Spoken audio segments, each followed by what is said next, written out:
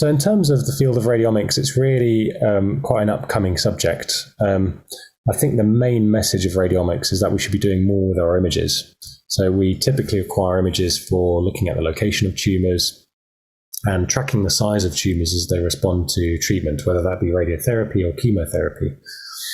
And although typically that's quite a good idea, many tumors will reduce in size following successful treatment.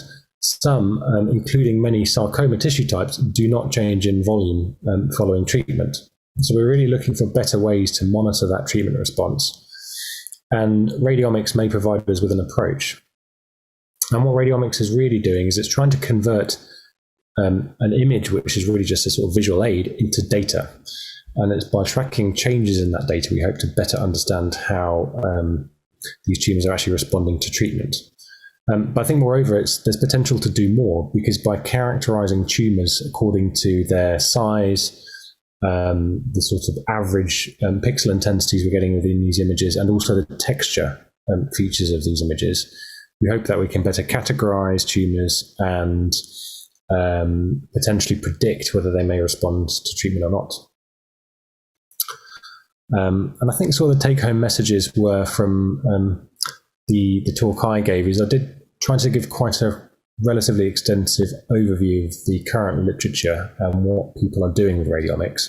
And I think by far, at the moment, the largest use case of radiomics is actually in trying to classify different tumor types. So either classify them into sarcoma versus non-sarcoma, classify the different sarcoma types, but by far that was the largest use case. There are also quite a few studies looking at trying to predict how well a patient's going to survive based on their baseline radiomic characteristics. But what I found particularly interesting was the fact that many of these studies actually have quite good performance. So there's actually, I think, a lot of promise for using radiomics in sarcoma in particular.